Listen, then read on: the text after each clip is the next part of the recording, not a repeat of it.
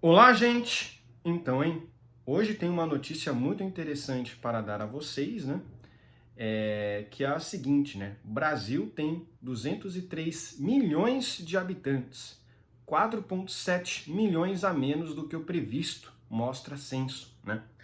Eu gosto bastante dessa questão de demografia, né? De estudos populacionais, etc, né?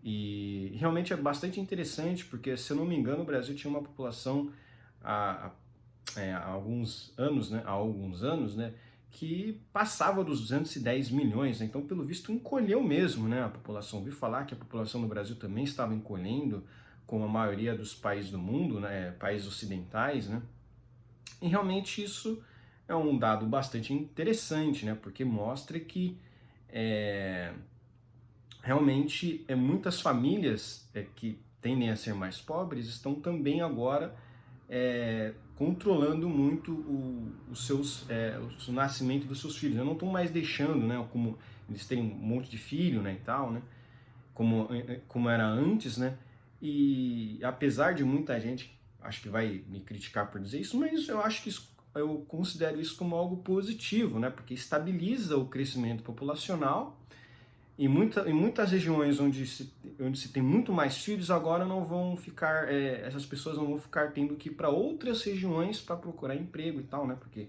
um crescimento populacional muito grande em uma área onde você não tenha muita gente,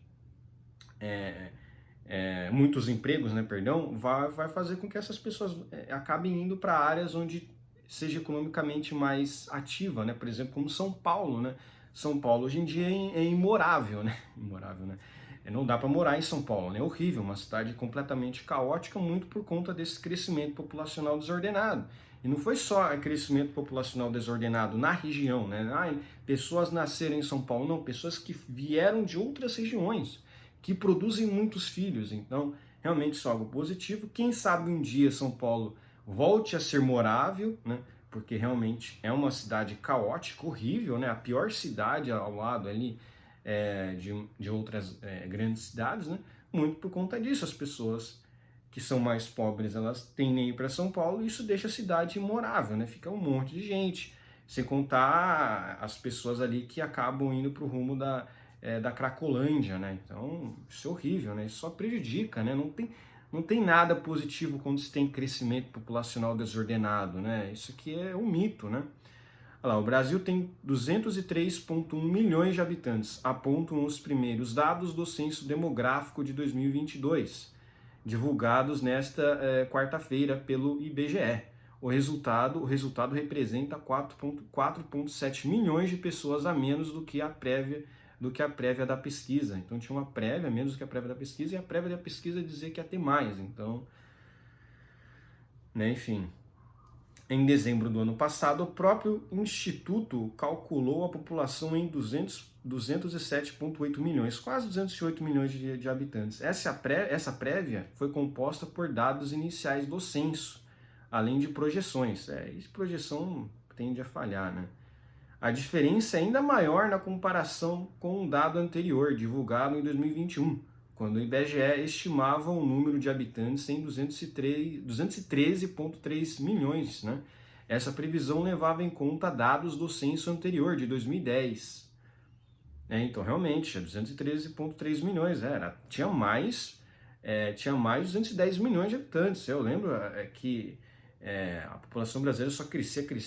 Quando eu era adolescente, né, eu estudava, parece que era 170 milhões, né, então só crescia, né, o crescimento desordenado. E pô, de 213 para 203 milhões, é basicamente menos 10 milhões, né, uma queda populacional muito grande. Lógico, não dá nem para comparar, mas, por exemplo, a população dos países nórdicos, por exemplo, uma Suécia da vida, acho que é 5 milhões de habitantes, ou 10 milhões de habitantes, alguma coisa desse tipo, né? Acho que é 5 milhões, né?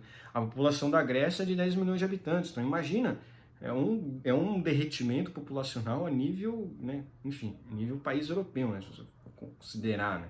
Que também o Brasil é muito maior também do que um país pequenininho europeu, né? O resultado definitivo de 2022 mostra que a população brasileira cresceu desde 2010.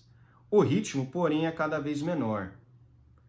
O número de moradores representa uma alta de 6,5%, 12,3 milhões a mais em relação ao censo anterior, quando o país tinha 190,8 milhões de habitantes. Isso significa que a taxa de crescimento foi de 0,52% ao ano, mas é um crescimento moderado, né? Não é como era antes, né? Trata-se do menor nível já registrado em um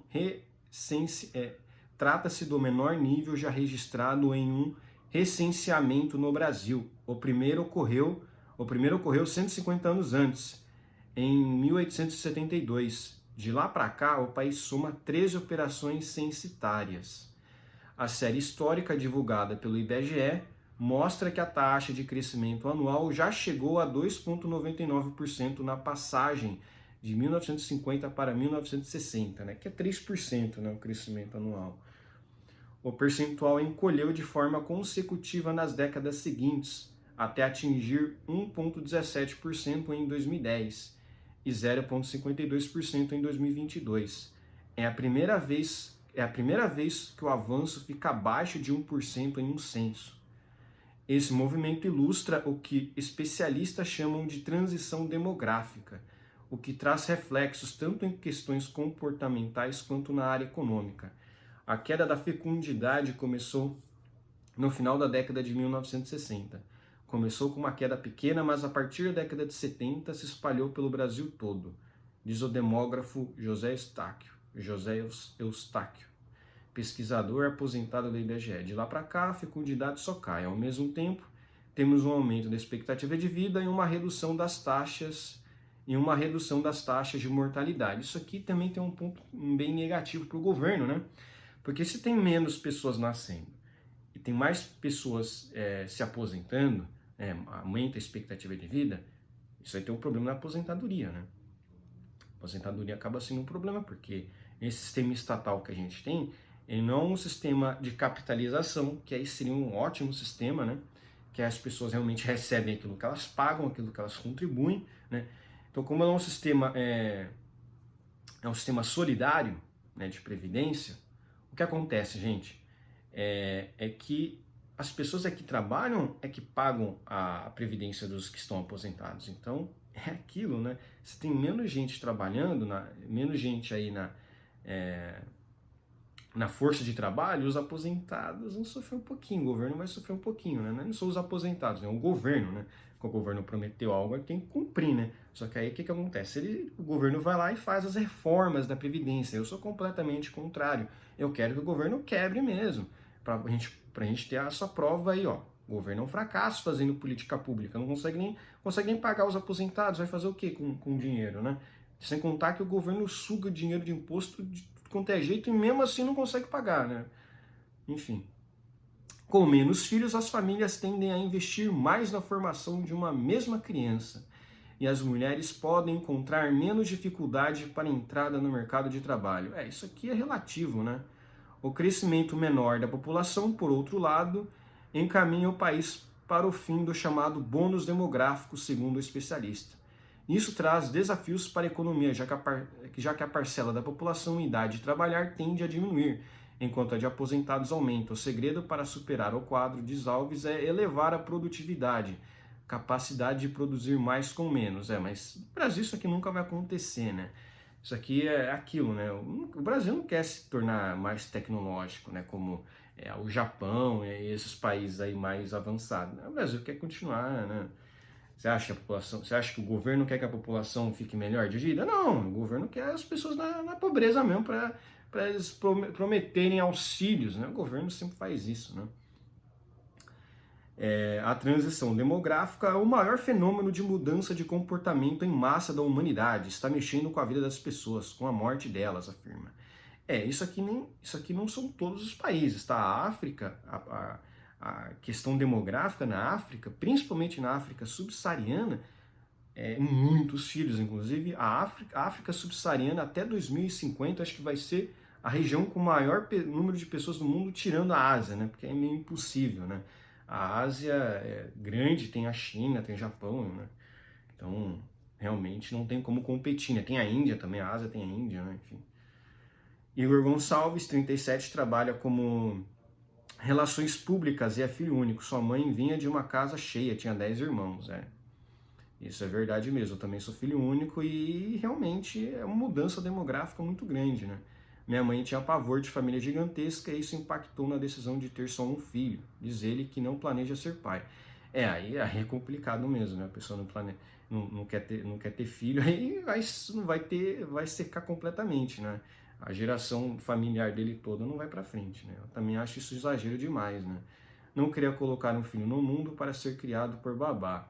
Queria dar atenção e cuidar, mas o mundo de hoje está muito complicado pela rotina e pelo trabalho, sou muito absorvido pelo trabalho e é algo que me satisfaz, afirma. Tínhamos mais tempo antes, trabalhávamos no horário comercial, hoje não. Com WhatsApp isso fica impossível. Com o casamento se aproximando, a assessora de eventos, isso aqui eu não vou comentar, a assessora de eventos acredita que a pressão por ter filho deve aumentar, porém nem ela e nem o noivo desejam uma criança. Tem outras prioridades, outros objetivos, e ter um filho precisa de condições, casa, orçamento, gosto da minha liberdade, chegar na hora que quiser, diz. A questão é que realmente hoje em dia criar um filho ficou muito mais caro, né? Porque o governo está cada vez aumentando mais imposto, então fica mais difícil ter filhos, né? Essa é a realidade, né? O que muitos países na Europa fazem para aumentar a taxa de natalidade? Diminui o imposto quando a mulher engravida, né? Literalmente eles estão pagando para a mulher ficar grávida, né? Óbvio que no Brasil isso é impensável, porque o Brasil é um país ainda com uma população gigantesca, mas enfim, né? O presidente interino do IBGE, Simar Azeredo, disse que o Instituto ainda trabalha para entender o que está por trás do crescimento menor da população. Segundo ele, também é necessária uma análise mais detalhada a respeito de eventuais impactos da mortalidade provocada pela pandemia de Covid. Vamos dizer que foi 10 milhões de pessoas mortas, né? Que, enfim, tem como eles falarem isso, né? Mas óbvio, vão ficar aí especulando, né? A divulgação docente 2022 será feita em etapas. A primeira, ocorrida nesta quarta, não trouxe dados sobre as características etárias e de gênero dos brasileiros. Ficou centrada na evolução do número de habitantes e de domicílios, né? É aquilo, características etárias, de gênero, quer dizer, vamos dizer, qual raça, etnia, né? O gênero, né? O sexo, né? Enfim. Se é homem, mulher, né? Enfim, pardo, negro, branco, enfim, asiático, né? Enfim. Aí vão dar dados mais específicos, né? A gente precisa esperar o trabalho que os demógrafos do IBGE estão fazendo para que a gente possa entender melhor o que o Brasil, pós-pandemia, está sendo influenciado por fecundidade, mortalidade, migração internacional, uma série de fatores que podem contribuir de forma expressiva para a queda da taxa de crescimento anual, né? A coleta de informações do censo começou no dia 1º de agosto do ano passado e o IBGE planejava encerrar as entrevistas em 3 meses, até outubro. O Instituto, contudo, encontrou uma série de dificuldades para avançar nos trabalhos, por isso foram feitas coletas de dados residuais até o final de maio deste ano, ou seja, a operação levou quase 10 meses. Né? Isso aí até que é normal, né? Restrições orçamentárias, atrasos em pagamentos para recenseadores e o clima de tensão em meio à corrida eleitoral estão entre os motivos apontados para a demora. Enfim.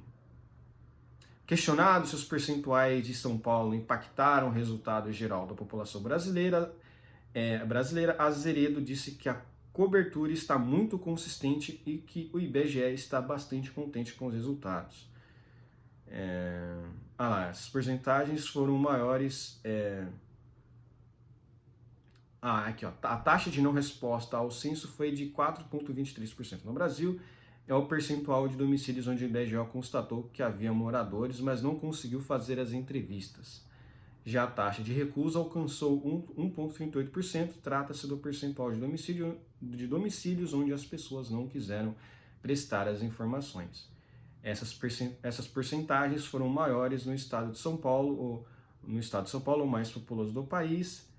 A taxa de não resposta local alcançou 8,11% e a de recusa 2,34%. As pessoas não quiseram realmente fazer entrevista porque é um saco, né?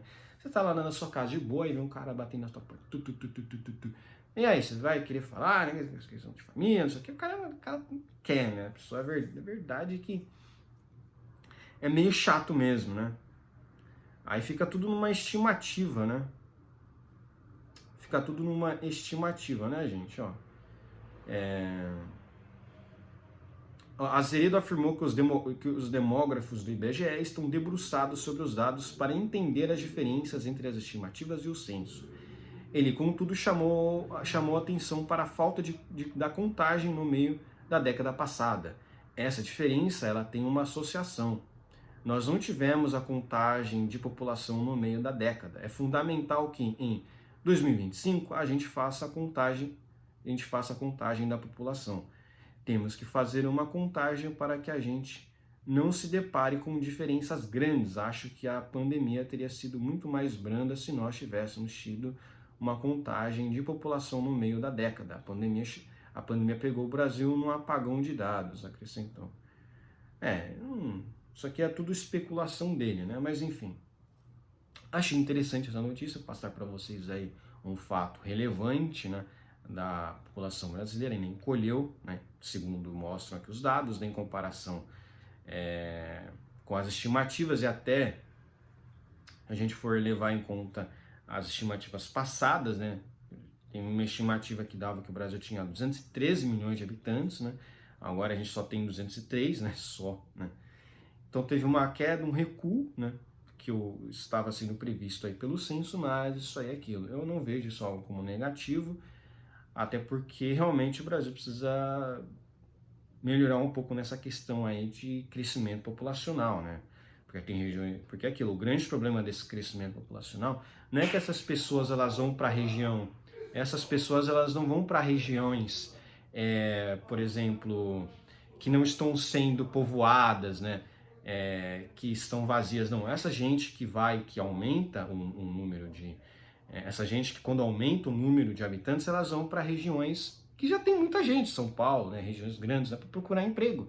Ou seja, é horrível mesmo, esse crescimento populacional desordenado é horrível, né? É bom que tenham um controle mesmo, né?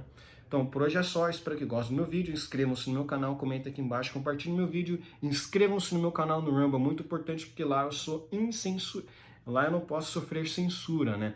Lá o Xandão não pode me pegar, né? Então inscrevam-se no meu canal no Rumble, muito importante. Um abraço, gente.